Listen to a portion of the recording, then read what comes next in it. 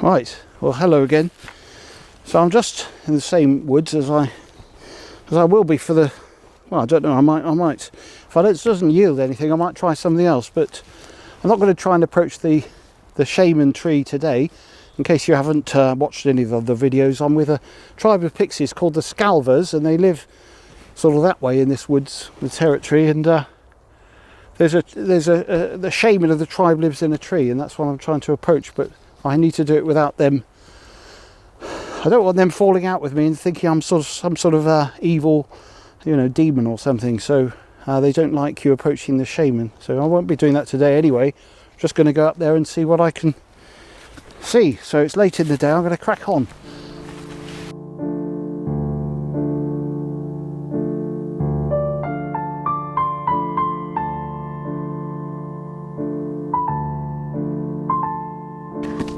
So I'm inside, I think I'm inside their territory. Now I've been walking far enough, so I've been doing the and the louder sounds, trying to attract them, that's why. So I want to get them used to me, not so I can go barge past them to the shaman tree. I just want to, it's always good to form good relations with them. And they seemed friendly last time, so anyway, I'll carry on up here. Now this is a good example of what's known as tree quarrying. Quarrying is, rock quarrying is obviously quite different, but essentially it's the same thing. But here we're looking for bits of flakes of tree. Now when the tree starts to rot, there's a stage, this has probably gone too far now, but they've taken what they need from here. These make perfect little tiles.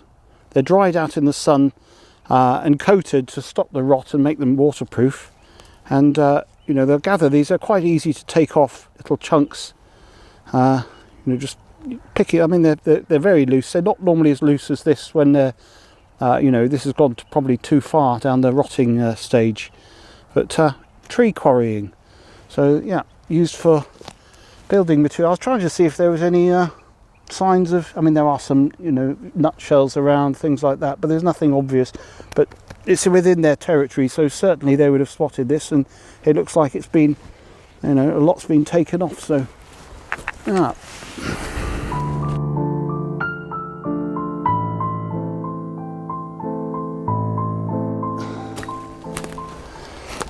So I should have really come out earlier on, because it's starting to get towards the end of the day, and in the winter you don't get as long.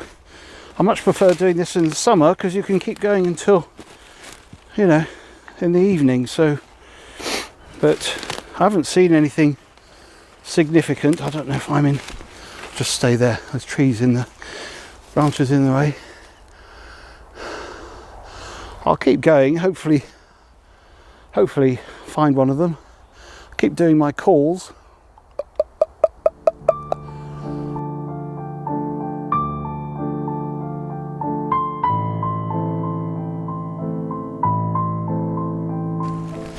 Right, I don't know if you can see that little hole there. I don't want to make too much noise because I don't want to frighten him. Sometimes these have underground networks where he could escape, but if he's trapped in there, I'll keep the camera rolling for a bit and see if he pops out.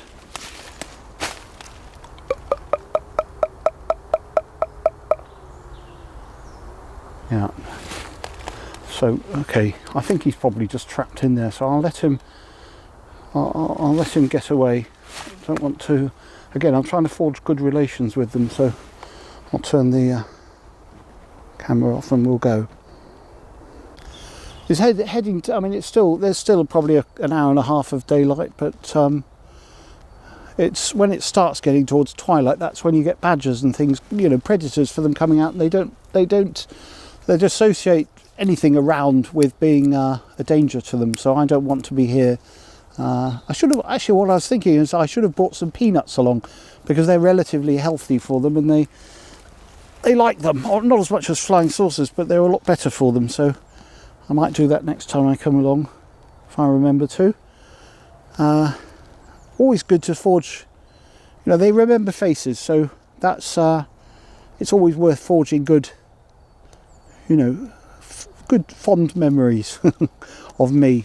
It makes it easier for me to get closer when I want to, you know, see settlements and things like that. It takes a while to build up the trust. So, you probably noticed that it's a different day. It's morning now. I haven't been here all night. In fact, it's 12 days later from the last video, and I've had COVID in the interim, which was not fun. But it was all right. I wasn't too bad ill from it. I'm getting better. Well, I am better, but I've still got a cough. I'm not positive anymore about it. I mean, I'm positive about the fact that I'm getting better. I'm not. I haven't got you know, the test is negative. Anyway, you know what I mean. I'm going to carry on because I don't want to keep the video. It's halfway through a video. I remember this isn't an intro, so right. So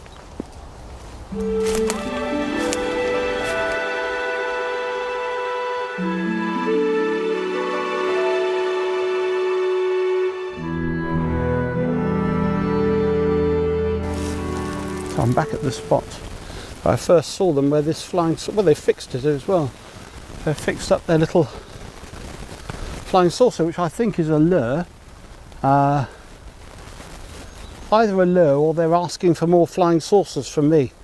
Well, I haven't got any, but I did bring some nuts this time. I think I might have mentioned that in the last video. Well, it'll be in this video. Bought some, but unfortunately I couldn't find plain nuts, so I've only got dry roasted. I don't know if they'll recognise those. Anyway, I'll wait here and see, because this is where they turned up last time. I don't want to touch that in case it pops off again. Can't see them at the moment.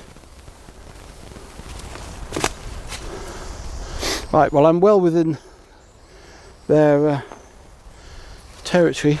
The that COVID thing has really quite taken it out of me. So I'm negative now, so I'm not contagious. Tom was asking if they can catch you. I have no idea, but I'm not contagious now anyway. So, so anyway, I'm gonna put my nuts down and see if that attracts them. The dry roasted ones. See if that attracts the. They can smell things like that. They're very sensitive in smelling things. So I need a bit of a break as well. So I'm not keen on this walking around today.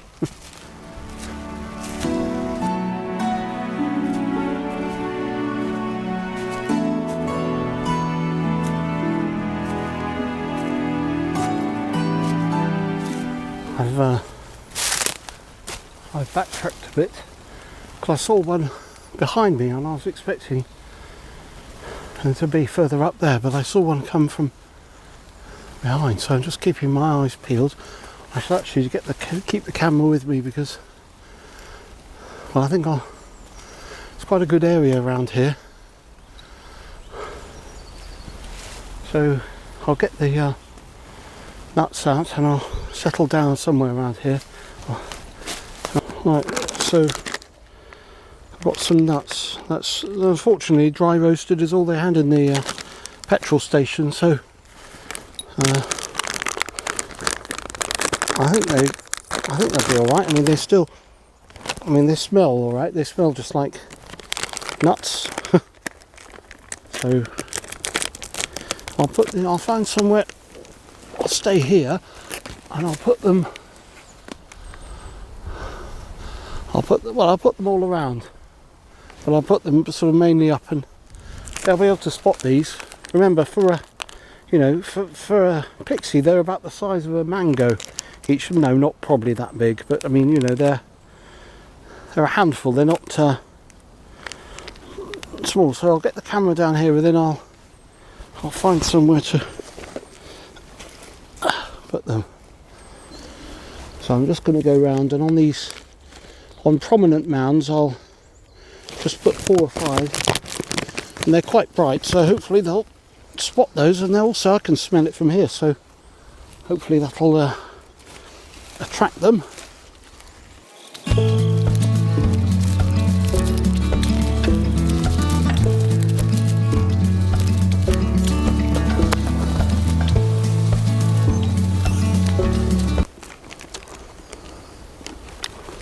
So I'm eating some.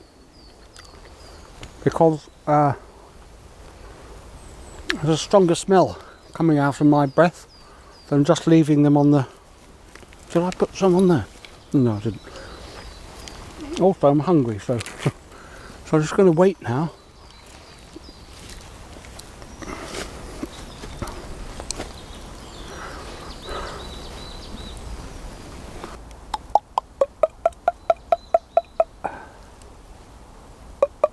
Been doing that.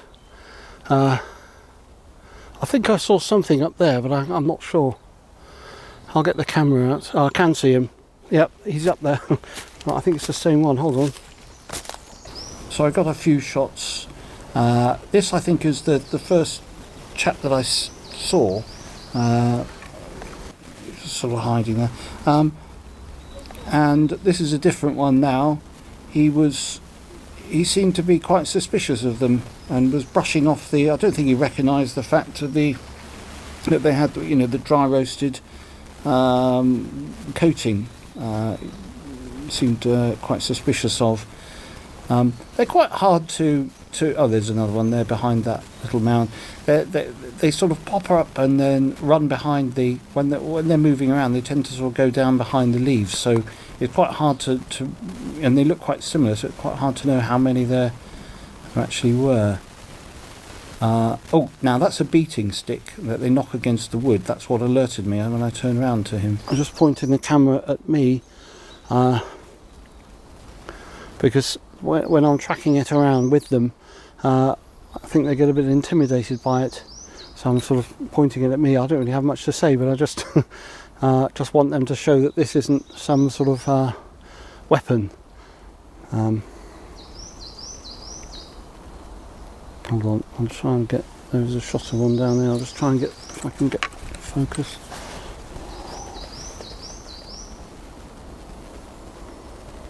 I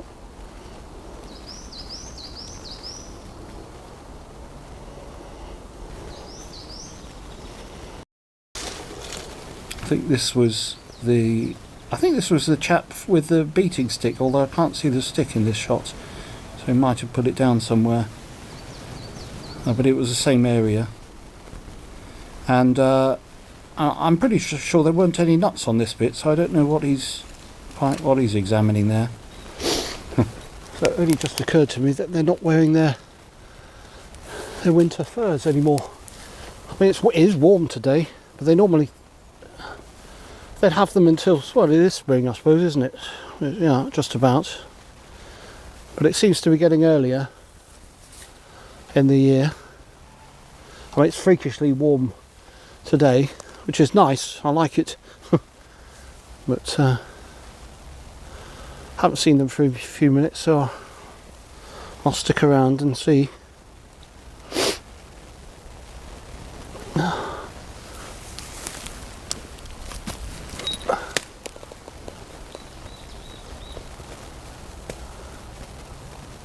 Right. Not sure how many there were. I am interested as to why I'm actually interested is if they put their furs back on again if it gets cold, because normally it's just a seasonal thing. Anyway, I'm not going to stick around in case they think it's some sort of trap. They haven't taken that many of them. They'll probably come back with their little back baskets and fill them up, because they obviously can't carry that many in their hands, and they weren't expecting that. So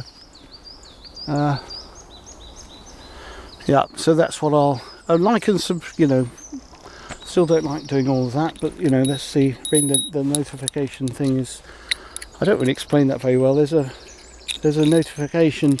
You have to ring. They have to click the bell button, because otherwise it won't tell you when I made a new video. People know how YouTube works anyway. So right, I'm gonna hopefully leave with having scored a few gold stars in their minds, and hopefully they'll realise that it's just a gift, it's not a trap. So cheerio, I'm off now.